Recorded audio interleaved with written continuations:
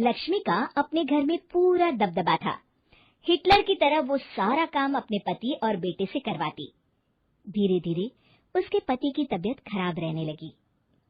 सुनो जी, अब आप बुजुर्ग हो गए हो, काम में भी अब हाथ आपके फुर्ती से नहीं चलते।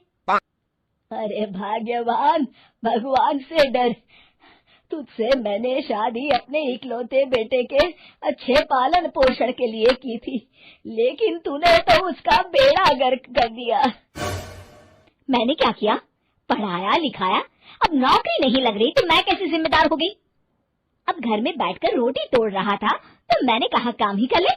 एक तो भला करो और ऊपर से बातें सुनो। तभी सारंग वहां आ जाता है।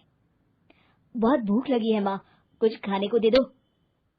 अब तुम्हारे पापा का हाथ तो चल नहीं रहा है, मैं ही जा रही हूँ आज किचन में, बनाती हूँ कुछ। हे भगवान, कैसे होगा इतना काम मुझसे? लक्ष्मी किचन में काम कर रही होती है कि तभी अचानक उसे आइडिया आता है।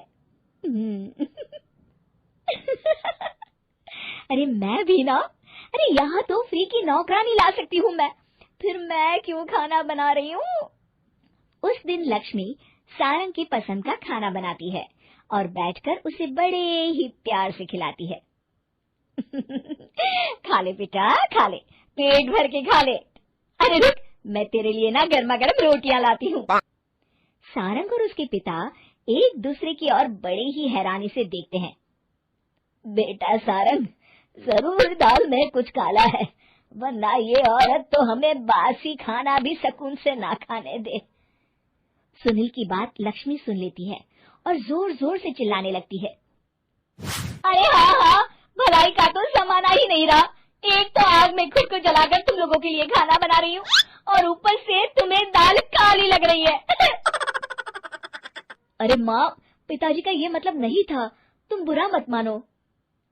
अरे हाँ बेटा, तू कहता है तो मान लेती हूँ।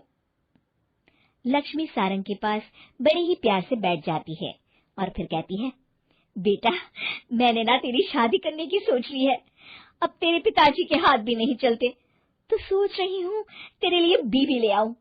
अब पता नहीं ना मैं भी कब मर जाऊं।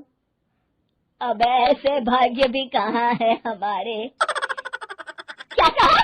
अरे हाँ हाँ, तुम तो चाहते ही हो कि मैं मर जाऊं, लेकिन मैं अपनी प्यारी बहू का चेहरा देखे बिना नहीं मरूंगी। हाँ माँ, शादी तो मैं कर लूं, लेकिन मैं नौकरी नहीं करता, फिर कोई क्यों देगा मुझे अपनी बेटी? अरे क्यों नहीं देगा बेटी, इतना बड़ा घर खेल खलियान है, किस चीज की कमी है हमारे पास? जो आएगी राज करेगी राज। हम तो ना कर पाए राज, ये बोलो कि एक और नौकर तुम्हारे पास आ जाएगा। मैं कहती हूँ चुप हो जाओ। अरे खुद के घर का खाना बनाएगी तो क्या नौकरानी हो जाएगी? अब तुमसे तो किचन का काम होता नहीं, तो कोई तो करेगा ना। ठीक है माँ, तुम जैसा सही समझो बस।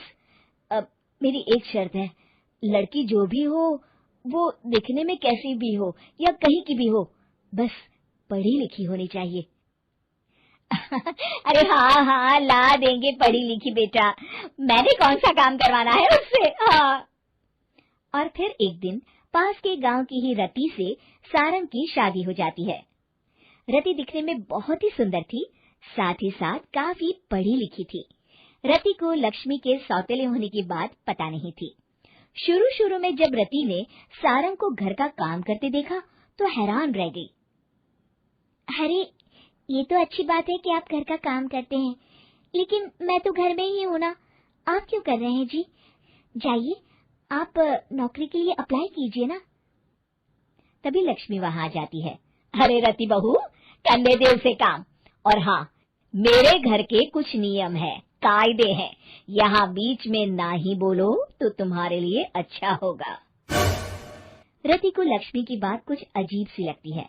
वो समझ नहीं पाती है कि वो ऐसा व्यवहार क्यों कर रही है, लेकिन उसे लक्ष्मी के सौतेले होने के बारे में कुछ पता नहीं चलता है।